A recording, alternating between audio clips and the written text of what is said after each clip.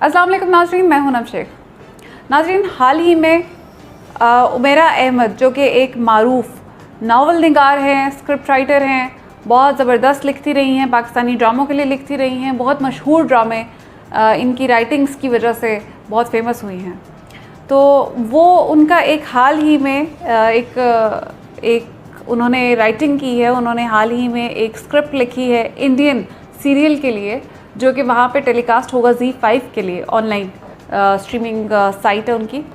वहाँ पे एक ड्रामा टेलीकास्ट होने वाला है, धूप की दीवार, और उस धूप की दीवार को लिखा है उमेरा अहमद ने, जो कि पाकिस्तान में बहुत फेमस है। मैं पर्सनली नहीं जानती थी, मैंने पहली दफ़ा उनका नाम सुना है क्योंकि मैं ड्रामास कम देखती ही नहीं हूँ शायद।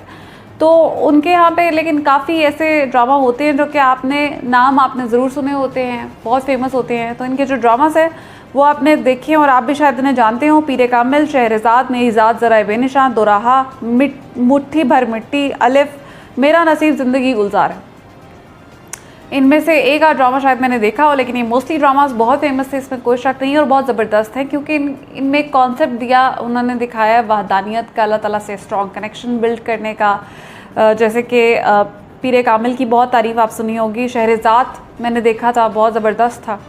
एक ऐसा राइटर और जिसकी आप जब ये ड्रामास देखें तो आप उनके बारे में गुमान करते हैं कि इनका जो कनेक्शन है अल्लाह से बहुत स्ट्रॉन्ग होगा, या फिर इनकी जो थॉट है वो बहुत थॉट प्रोसेस बहुत स्ट्रॉन्ग होगा, और बहुत ज़बरदस्त लिखने वाला जो बंदा है वो कभी भी कुछ ऐसा नहीं लिख सकता, या हम सोच भी नहीं सकते कुछ ऐसा लिख सकता हो जो शर्मिंदगी का बायस बने, ना सिर्फ उनके लिए बल्कि उनकी कौम के लिए भी, पाकिस्तान के लिए भी, पाकिस्तानी नेशन के लिए। ऐसा इन्होंने ZEE5 के लिए एक ड्रामा लिख दिया, धूप की दीवार, जो कि 3 दिन पहले मैंने एक पोस्ट देखी ट्विटर के ऊपर, और उस ट्विटर पोस्ट में उनकी तारीफ़ के साथ साथ इज़्ज़त अफजाई भी की जा रही थी कि जो उन्होंने काम किया है, कि उमेरा अहमद ने बहुत इज़्ज़त कमाई है। राजा फैसल की ट्वीट मैंने देखी कि उमेरा अहमद ने बहुत इज़्ज़त कमाई है, और उसके बाद उन्होंने धूप की दीवार खड़ी कर दिया अपने और कौम के बीच में। तो जब मैंने स्टोरी को स्टडी किया है, कुछ चंद ट्वीट्स मेरी नज़रों से गुजरी इस तरह की, तो मुझे पता चला कि ये तो बहुत फेमस राइटर हैं, और ये पाकिस्तान में बहुत पसंद किया जाता है, लोग इन्हें बहुत पसंद करते रहे हैं, इनके नॉवेल्स बहुत फेमस रहे हैं और इनके ड्रामास बहुत फेमस रहे हैं। और उसके बाद क्या हुआ कि इन्होंने इंडिया के लिए एक ऐसा ड्रामा लिख दिया जो कि चंद दिन से पाकिस्तान के लिए शर्मिंदगी का बायस भी बना है, और पाकिस्तानियों को बहुत गुस्सा है, बहुत दुख है, बहुत तकलीफ़ है उस ड्रामे की स्टोरी देखकर, उसका ट्रेलर देखकर। जिस इंसान ने पाकिस्तान के लिए इतने अच्छे ड्रामास लिखे हैं, इतनी अच्छी राइटिंग्स की हैं, उसकी तरफ से ऐसा कोई क्रैप आना डेफिनेटली एक बहुत दुख की बात है। अच्छा, इसकी स्टोरी क्या है मैं आपको वो बताती हूँ, क्योंकि इसकी स्टोरी जो है वो मैंने जब देखा इसका ट्रेलर तो आई वॉज शॉक्ड कि कोई भी सेन माइंड ऐसा कैसे कर सकता है। अगर आप अपने होशो हवास में, तो आपको इतना पता होना चाहिए कि ये इसका बैकलैश आएगा या नहीं आएगा, या ये क्या कॉन्सिक्वेंसेस क्रिएट कर सकता है। उनकी स्टोरी जो है, शायद आपने ट्रेलर देखा, और अगर नहीं देखा तो मैं आपको बता देती हूँ। पाकिस्तानी लड़की है, हिंदुस्तानी लड़का है, जो कि इंडियन होने के साथ हिंदू है, और पाकिस्तानी लड़की जो है वो मुसलमान है, और इन दोनों के जो फादर थे वो पाकिस्तान और इंडिया की वॉर में जो है वो मारे गए थे। उसके बाद इनकी दुश्मनी जो है, ख़ानदानों की दुश्मनी थी, वो आपस में लड़का और लड़की की मोहब्बत में तब्दील हो गई, और शायद बाद में इनकी शादी होगी, जो कि इन्होंने काफ़ी फ़ाइट किया अपनी फैमिली से। तो अपनी फैमिली से फ़ाइट करने के बाद उन्होंने शायद बाद में शादी कर लिया, बिकॉज ये पूरी फिल्म तो अब देखेंगे तो पता चलेगा। अभी तो ट्रेलर में इतना कुछ है, तो अगर मूवी देखेंगे तो पता नहीं क्या कुछ निकले इसमें से। बड़ी ही शर्मिंदगी की बात है। It's a matter of embarrassment for Pakistan कि आपने कैसे सोच लिया कि हम ये एक्सेप्ट कर लेंगे। आपने कैसे सोच लिया कि आप यहाँ पे पाकिस्तानी जो जनरेशन है, नई आने वाली जनरेशन, उसके माइंड पोल्यूट करेंगे और हम चुप रहेंगे, और हम इसको आपकी मॉडर्निज़म और आपके एक फ्रीडम ऑफ स्पीच के नाम के ऊपर छोड़ देंगे। ऐसा नहीं हो सकता, क्योंकि पाकिस्तान में ये जो मीडिया होता है ना, बेसिकली इसका जो किरदार होता है बहुत इंपॉर्टेंट होता है। ये आपके माइंड्स को शेप करता है, और अगर आप इस तरह के माइंड्स अपने आने वाली जनरेशन के शेप करें, उन्हें लव स्टोरीज़ दिखाएं, उन्हें फैसिनेट करें अजीबोगरीब कॉन्सेप्ट्स देके, तो आप अपनी जनरेशन के साथ अपना आने वाला फ्यूचर तबाह कर रहे हैं। ये बेसिकली जो कम उम्र जो बच्चे हैं उनका तो माइंड बहुत कच्चे होते हैं, वो इन चीज़ों से बहुत ज़्यादा फैसिनेट होते हैं, मतलब उन्हें मेस्मराइजिंग थिंग्स लगती हैं ये कि oh my God what beautiful love stories blah blah, जबकि इनका हकीकत से कोई ताल्लुक़ नहीं होता। आप सबसे पहले इसमें ना सिर्फ अपनी नई नस्ल की जहन ख़राब कर रहे हैं, पता होना चाहिए था आपको, इस चीज़ का अंदाज़ा होना चाहिए था। बहुत शर्मिंदगी की बात है कि आपने इतना एहसास नहीं किया कि ना सिर्फ आप उनके माइंड ख़राब करें, आप अपने दीन के मुनाफी एक चीज़ लिख रहे हैं। एक हिंदू की एक मुसलमान से शादी दिखा रहे हैं, या एक कहा जाए कि मुसलमान की हिंदू से शादी दिखा रहे हैं तो ज़्यादा अप्रोप्रिएट होगा। It is not allowed in Islam, ये इस्लाम में इजाज़त ही नहीं है इस चीज़ की। और आप ये दिखाकर एक तरफ पाकिस्तान का पूरा कॉन्सेप्ट ख़राब कर रहे हैं, बच्चों का माइंड ख़राब कर रहे हैं, और साथ ही आप इस्लाम के अगेंस्ट उन्हें पट्टियाँ पढ़ा रहे हैं कि बेटा ये करो। आप ज़रा एक तरह इमेजिन करें कि अगर ऐसा होने लग जाए तो क्या होगा। और दूसरी बात ये है कि आप एक तरह से गुनाहगार हो रहे हैं, क्योंकि अगर आपके कॉन्सेप्ट को किसी ने अडॉप्ट करके ये हरकत कर ली तो गुनाह आपके सर पे जाएगा, और ये कोई छोटा मोटा गुनाह नहीं है, ये कोई छोटी बात नहीं है। दूसरी बात यह कि जनरेशन्स तबाह करने वाली बात है, पाकिस्तान का फ्यूचर ख़राब करने वाली बात है। मीडिया का बहुत रिस्पॉन्सिबिलिटी होती है, मीडिया का एक किरदार होता है, मीडिया को संभालना होता है अपने आने वाले फ्यूचर और जनरेशन को कंस्ट्रक्टिव चीज़ें दिखानी चाहिए। मीडिया होता है आपके इल्म के लिए, शऊर के लिए, जो इसका मकसद है वो तालीम देना है, कंस्ट्रक्टिव चीज़ें दिखाना, अच्छी चीज़ें प्रोपेगेट करना, बजाय ये कि आप नेगेटिव चीज़ें दिखाएँ, उल्टी चीज़ें सिखाएँ। और आने वाली बेसिकली 5th जनरेशन वॉर इसी का तो नाम है कि आपने ये जंग जो है जीतनी है और ये जंग लड़नी है। आप देखें कि इंडिया ने ये Z5 ने जो है ऐलान किया कि हम ये जो सीरियल है वो पाकिस्तान को मुफ्त में दिखाएंगे। तो सोचेंगे मुफ्त में वो क्यों दिखाएंगे, वो बेवकूफ़ हैं? नहीं, वो इन्वेस्टमेंट कर रहे हैं बेसिकली पाकिस्तान में। यहाँ पे बच्चों के जहन ख़राब कर रहे हैं, यहाँ पे नस्लों के जहन ख़राब कर रहे हैं, पाकिस्तान से उनके आने वाली जनरेशन्स को तबाह करके पाकिस्तान का फ्यूचर ख़राब करने की ये साजिश है। क्यों? एक तरफ आप ये देखें कि एक इस्लामिक कॉन्सेप्ट हो गया, it is not allowed in Islam, it is prohibited, और ये डेफिनेटली हम इसके लिए स्टैंड लेंगे। दूसरी बात ये कि आप पाकिस्तान और India, they are 2 different nations. जिसके ऊपर पाकिस्तान की बुनियाद रखी गई थी वो था 2 कौमी नज़रिया, 2 नेशन थ्योरी।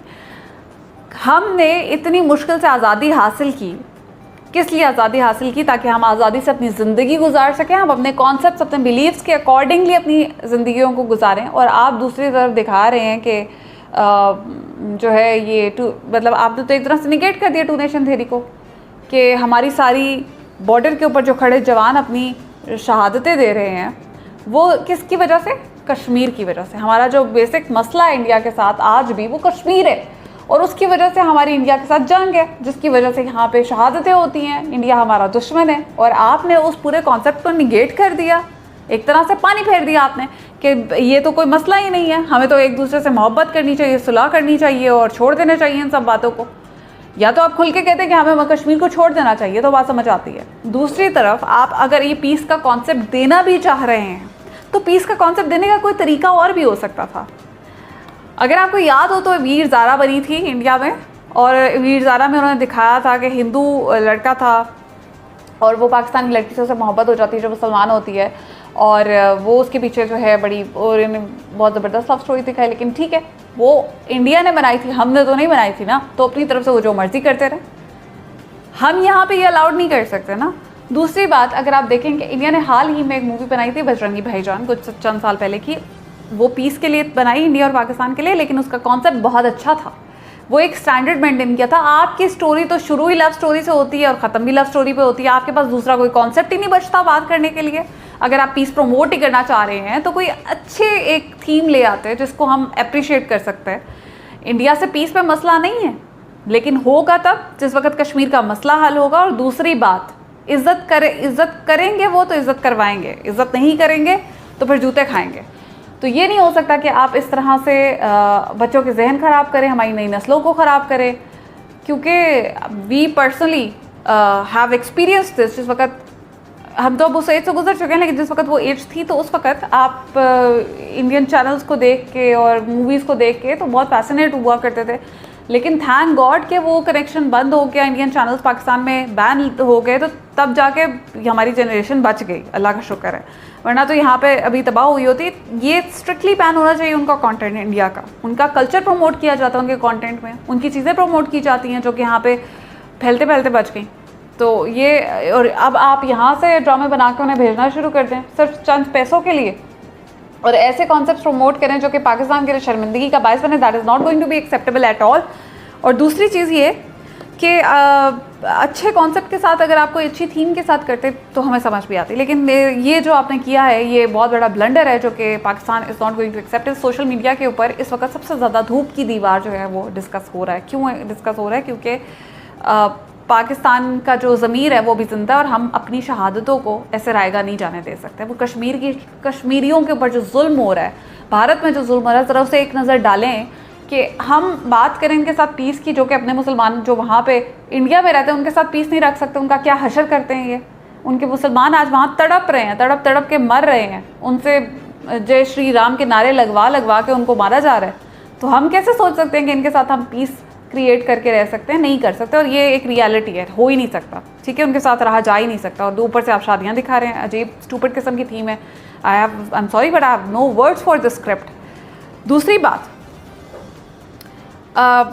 मुझे लगता है कि इसमें ना सिर्फ राइटर का कसूर है, जिन अदाकारों ने, सजल अली और अहद रज़ा मीर जिन्होंने इसमें एक्ट की है, उन्हें भी शर्म आनी चाहिए और उन्हें आकर माफ़ी मांगनी चाहिए पाकिस्तान से और पाकिस्तानियों से। और ज़रा काम करने से पहले अपने दिमाग को यूज़ करके सोच समझ के कोई काम करना चाहिए कि हम क्या करने लगे हैं, इसके कॉन्सिक्वेंसेस क्या हो सकते हैं। क्या हमारी कौम एक्सेप्ट करेगी इस बात को, जिन्होंने आपको इतनी इज्जत दी, जिन्होंने इतना प्यार दिया, आपको स्टार्स बना दिया? आपने तो साबित किया कि आप इस काबिल ही नहीं थे कि आपको स्टार बनाया जाता या आपकी इतनी इससे मोहब्बत की जाती है, रिस्पेक्ट की जाती। Not at all. जो आपने हरकत किया, आपको आकर शर्मिंदा होना चाहिए और आपको माफ़ी मांगनी चाहिए कौम से। I am being very straight forward. दूसरी बात यह है कि अगर एक एग्जांपल मैं आपको इसके साथ और अटैच कर दूं, पहली बात तो ये जो ISPR के तरफ से अप्रूवल था वो तो सब फेक था, ऐसा कोई अभी तक उनकी तरफ से नहीं आया ना। पे और उमैरा अहमद की जो ऑफिशियल स्टेटमेंट है उसमें भी उन्होंने कहा कि ऐसा मैंने अप्रूवल के लिए कुछ भी नहीं किया, ना मुझे कोई अप्रूवल है, ये हमारी अपनी काम है। तो दूसरी बात यह है कि अदनान समी को अगर आप देखें कि वो पाकिस्तान से गद्दारी करके इंडिया गया और वहाँ पे भारत में उसने क्या किया, भारत में वहाँ पे उसे एजाज़ दिए गए, अवार्ड दिए गए कि जी पाकिस्तान अपने मुल्क को गालियाँ दे के आए हो, जी शाबाश, बहुत अच्छा काम किया।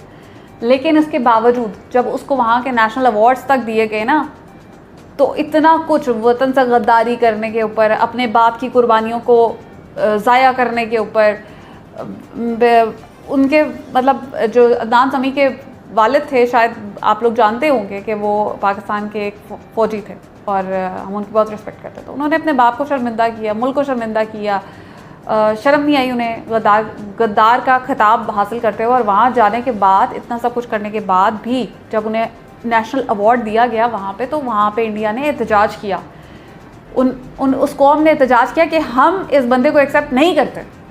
आप कैसे सोच सकते हैं उस मुल्क के साथ आप पीस क्रिएट करेंगे या आप वहाँ पर शादियाँ करवाएंगे हमारे बच्चों की? शर्म आनी चाहिए, शेम ऑन यू। तो मैं बस आखिर इख्तिताम इसी बात पर करूँगी कि ये जो धूप की दीवार सीरियल है, इसके लिए इसके ख़िलाफ़ एक्शन होना चाहिए, एक बहुत स्ट्रिक्ट एक्शन होना चाहिए और हम सबको ये जिम्मेदारी के साथ आवाज़ उठानी चाहिए, सोशल मीडिया के ऊपर भी।